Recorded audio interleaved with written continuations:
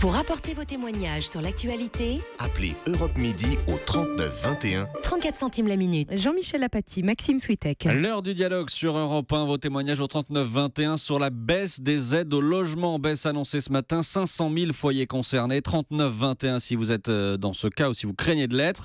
La fin des menus de substitution dans les cantines de Chalon-sur-Saône. Pas d'autres menus même quand du porc est servi. 39 21. Mais d'abord, Jean-Michel, Nadine Morano lâchée par Nicolas Sarkozy. Le patron des Républicains demande son exclusion de la liste pour les régionales dans le Grand Est. Bonjour Michel. Bonjour. Vous nous appelez de Bobigny en Seine-Saint-Denis. Oui. Vous défendez plutôt Nadine Morano que vous ne comprenez la décision de Nicolas Sarkozy, c'est ça? Non, je ne défends personne. Hein. Ah, mais j'avais compris non, je ne prends pas la défense. Non, je m'étonne de tout ce barouf. Ah, c'est un peu chafouin, l'étonnement. Hein. Comment ça? Je veux dire, ça vous suscite bien chez vous une opposition. Vous êtes plutôt d'accord avec Nadine Morano, vous êtes plutôt en désaccord avec Nadine Morano. Non, je suis ni d'accord ni désaccord. Oui, c'est ce que je je ne dis, comprends pas pourquoi on fait tout ce barouf, parce qu'elle a dit une chose qu'elle n'a même pas inventée. C'est quelque chose que le général de Gaulle a dit. Je ne sais pas, vous y connaissez en politique. Général de Gaulle a dit en gros, l'Europe la France est de race blanche, de religion chrétienne. Il faut des blancs, il faut des noirs, il faut des jaunes, mais il n'en faut pas trop. Sinon, ce serait plus la France, un truc comme ça. Donc vous êtes plutôt d'accord avec Nadine Morano?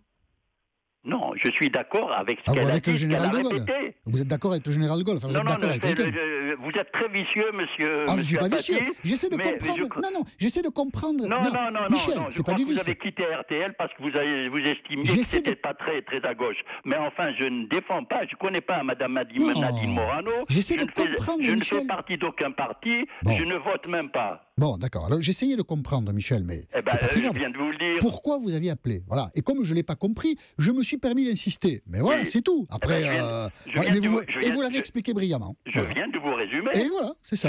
Je viens de vous résumer, je comprends pas. Et ensuite, même à supposer, ça fait un moment déjà qu'on entend qu'il fallait supprimer le mot de race de la langue française. C'est bien ça? Oui. Pourquoi? Mais pourquoi quoi?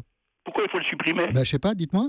Non, mais je vous demande à vous, vous êtes très intelligent, vous êtes un intellectuel. Ah, nous sommes deux intelligents. Là, à l'antenne, j'entends bien que nous sommes au même niveau. Vous voulez le garder, vous, le mot de race, c'est ça? Mais pourquoi il existe, pourquoi on veut enlever le mot de race? Ce matin, je suis sorti faire mes commissions. Ici, il y a sur les abribus, il y a plein de grandes affiches. Alerter et combattre contre le racisme. Le mot racisme, ça vient bien de race. Voilà, donc c'est ce que disait Nadine Morano. Si on combat contre le racisme, c'est bien parce que les races existent. Alors vous n'êtes peut-être pas d'accord avec Nadine Morano, mais vous n'êtes pas vraiment en désaccord non plus quand je vous écoute bien. Merci beaucoup Michel d'avoir appelé l'antenne d'Europe 1. Ça nous a fait très plaisir de dialoguer avec vous sur l'antenne. Bonjour Geneviève. Bonjour Jean-Michel Apathy. Et vous appelez vous aussi de Seine-Saint-Denis, de Noisy-le-Grand? Qui a bien fait parler d'elle, cette ville, depuis quelque temps. C'est vrai, c'est vrai. Alors vous défendez ou vous ne défendez pas Nadine Morano, Geneviève? C'est la première fois que j'appelle une radio pour donner mon sentiment. On est très heureux que vous ayez appelé Europe 1. Voilà, je vous ai écouté, donc j'ai appelé. Et ce qui me choque et je suis outrée aussi, c'est que l'attitude de Nicolas Sarkozy, tous les républicains qui l'entourent, je trouve que c'est anormal de lui tomber sur le dos comme ça, parce qu'elle n'a rien dit d'anormal. Elle a dit que effectivement la France est un pays de race blanche. L'Afrique, il y a des noirs, en Asie il y a des jaunes. Je trouve que c'est pas être quelque chose de désobligeant que de dire ça. Moi, Noisy-le-Grand, c'est une ville de 65 000 habitants. Nous avons 60 nationalités. Je peux vous dire que j'ai pas l'impression d'être vraiment en France, c'est tout, sans vouloir dire que je suis raciste, que j'en veux aux gens, etc. C'est une constatation. Et ce que je regrette par-dessus tout, c'est que nos hommes politiques, lorsqu'ils ont décidé un quota d'immigration, le regroupement familial depuis Valéry Giscard d'Estaing, que nous, Français, on n'ait pas été consultés par un référendum nous demandant si on était d'accord qu'il y ait beaucoup d'émigrés qui viennent, etc. Vous êtes électrice traditionnellement, Geneviève, des Républicains ou pas? Comment? Vous êtes électrice quand vous votez. Vous votez pour le parti de Nicolas Sarkozy? Oui. J'ai soutenu Nicolas Sarkozy, mais il me déçoit beaucoup. Et là, ce qui se passe là peut vous inciter précisément à modifier votre vote?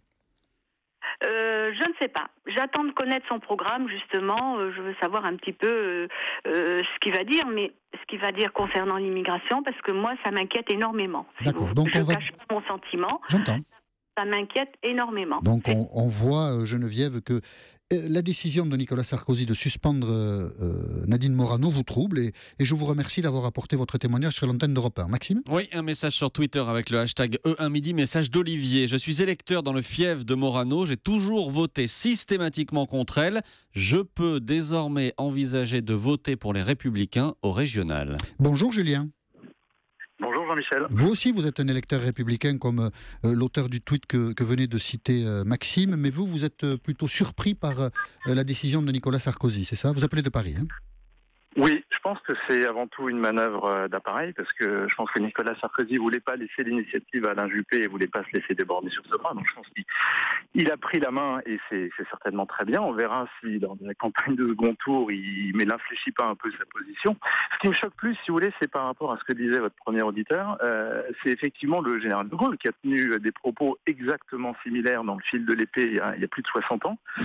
Et aujourd'hui, on découvre que ces propos sont condamnables. Donc qu'est-ce qu'on fait ? On interdit le fil de l'épée de la vente et on condamne le général de Gaulle. Je ne suis pas certain que ce soit approprié. Et puis deuxièmement, ce qui m'a beaucoup choqué aussi, c'est que il y a quand même une indignation à géométrie variable, si je puis dire, puisque Delphine Ernotte, la présidente de France Télévisions, nommée il y a quelques semaines, a déclaré lors de sa prise de fonction que le service public était un service public d'hommes blancs de plus de 50 ans.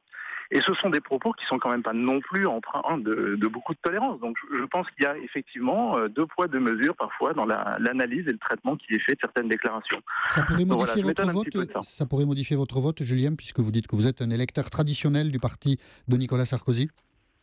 Oui, écoutez, moi je suis pas fan de Nadine Morano et j'aurais certainement pas voté pour elle. Il se trouve qu'en l'occurrence, je trouve que son propos n'est pas une opinion. Pour moi, c'est plus un fait. Voilà, je pense qu'effectivement, la France est un pays de race blanche, mais on n'a pas dit que la race blanche était supérieure aux autres, c'est tout. C'est simplement un héritage, une culture, et je pense que c'est une description plutôt qu'une opinion.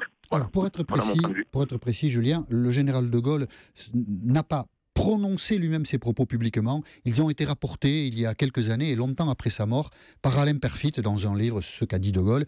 Mais peut-être l'a-t-il dit. Enfin, en général, on ne remettait pas en cause d'ailleurs les propos que rapportait Alain Peyrefitte, mais on n'a pas entendu le général de Gaulle dire ça. C'est Alain Peyrefitte qui l'a écrit dans son livre. Merci à tous de nous avoir appelés, vous êtes assez nombreux à nous avoir appelés sur ce sujet. Nadine Morano, qui ne peut donc pas se représenter pour les Républicains, voilà qui a suscité chez vous beaucoup de réactions. Nous continuons le dialogue sur le 39-21. Appelez Europe Midi au 39-21. 34 centimes la minute. Jean-Michel Apathy, Maxime Switek. Et dans un instant, 39-21, nous parlons avec vous de la baisse des aides au logement, baisse annoncée ce matin par le gouvernement. Mais d'abord, Jean-Michel, la fin des menus de substitution dans les cantines de Chalon-sur-Saône. Il n'y aura pas d'autres menus, même quand du porc est servi à la cantine. Bonjour Adouane.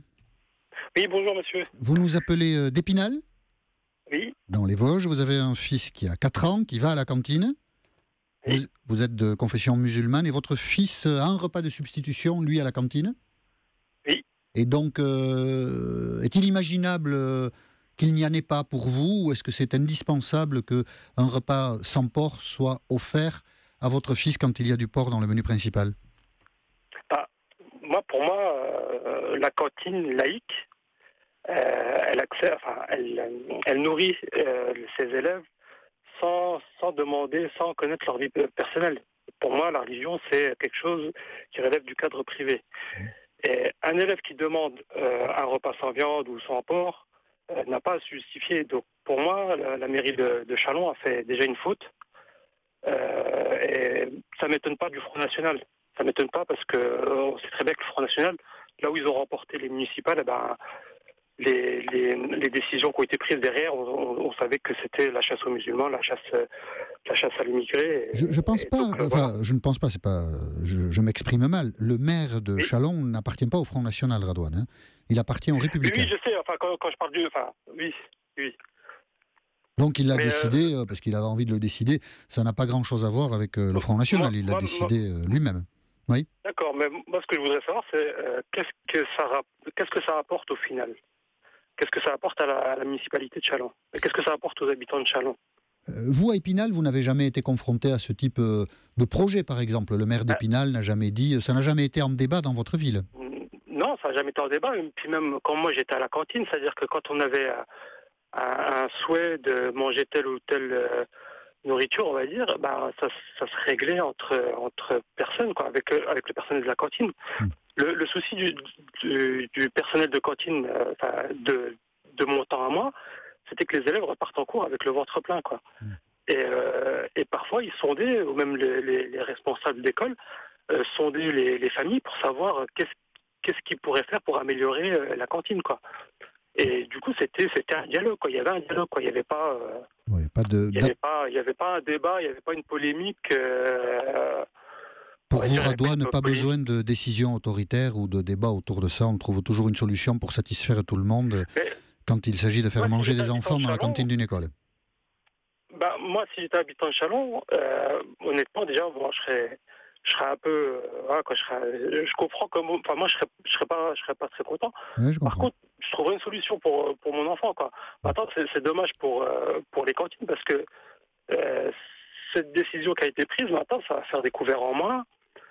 Peut-être des cantines qui seront un peu plus vides. Je sais pas les conséquences que ça va avoir, mais on va regarder. La décision a été votée hier soir en conseil municipal de Châlons et on regardera comment ça se passe précisément dans cette ville et peut-être dans d'autres qui ont pris une décision identique. Merci Radouane d'avoir livré votre témoignage sur l'antenne d'Europe 1. Bonjour Michel. Bonjour Michel. Vous nous appelez de Toulouse. Oui. Vous êtes chef de cuisine dans un collège ? Tout à fait. Voilà. Et comment se passent les choses dans l'établissement scolaire où vous travaillez quand il y a du porc ? Comment ça se passe dans Écoutez, c'est moi-même principal. moi je suis responsable de cuisine, c'est moi-même qui fais les menus.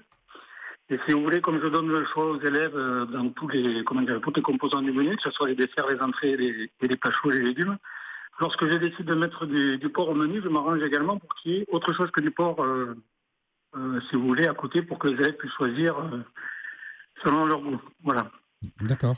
Oui. Mais il y a quand même un gros souci, il y a quand même un problème qui se pose, c'est que même si, admettons, à côté je fais du rôti de porc au pruneau, je prends un exemple. Oui. Si à côté, admettons, je vais proposer un sauté de dinde aux champignons, oui. Même nos élèves qui ne mangent pas de porc ne prendront pas de dinde, parce que tout simplement, ce n'est pas de la viande halal. D'accord. Ah oui, d'accord. Alors, si vous voulez, voilà, pour moi, le vrai débat, il n'est même pas le substitut au porc ou pas. C'est est-ce qu'on doit faire de la nourriture halal dans les collèges pour satisfaire tous les élèves.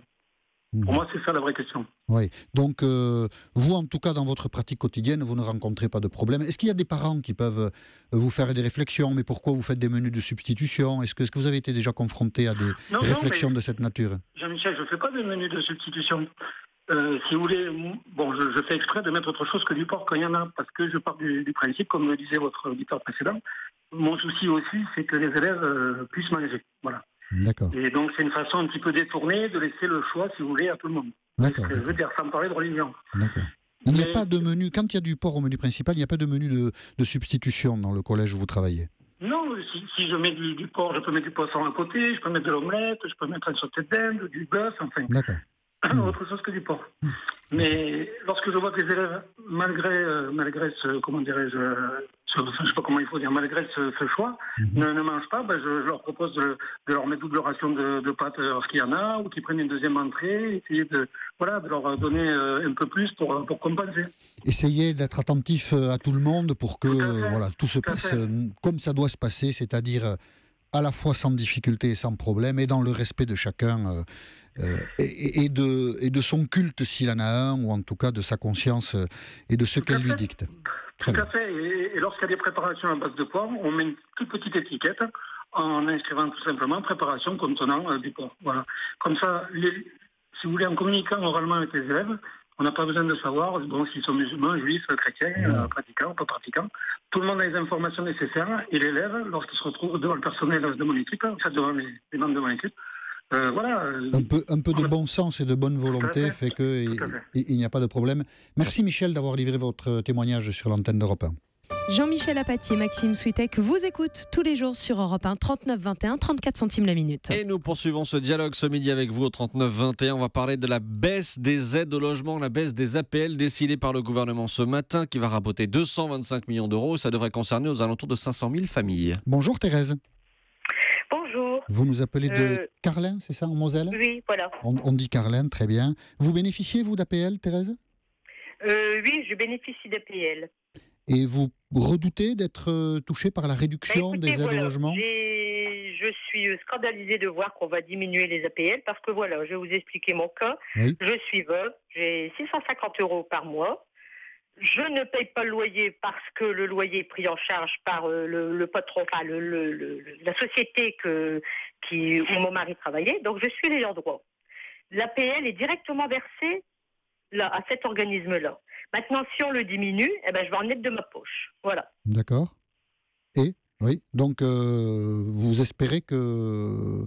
En tout cas, vous espérez ne pas être concerné par la réduction, c'est ça? J'espère, oui, parce que actuellement tout est cher. Je peux vous dire que depuis que mon mari est mort, ça fait 8 ans. Avec le même argent, je faisais beaucoup plus avant que maintenant. Hein. Alors maintenant, si on diminue en plus, je vais avoir beaucoup de mal. Hein. Oui, mais enfin non, c'est vrai, vous, le profil, la situation que vous nous avez décrite fait que vous ne serez pas touché. Mais effectivement, vous dites que vous êtes scandalisé que le gouvernement revienne sur ces aides. Oui, parce que dernièrement, j'ai vu une émission, je me permets encore 2 minutes, à la télé, un monsieur sur Paris, 900 € en retraite, hein, parce que moi, c'est une demi-retraite, vu que je suis veuve. Si on lui enlève ou on lui diminue son machin, il arrive déjà pas. Comment voulez-vous que les gens s'en sortent? C'est pas possible. Je comprends.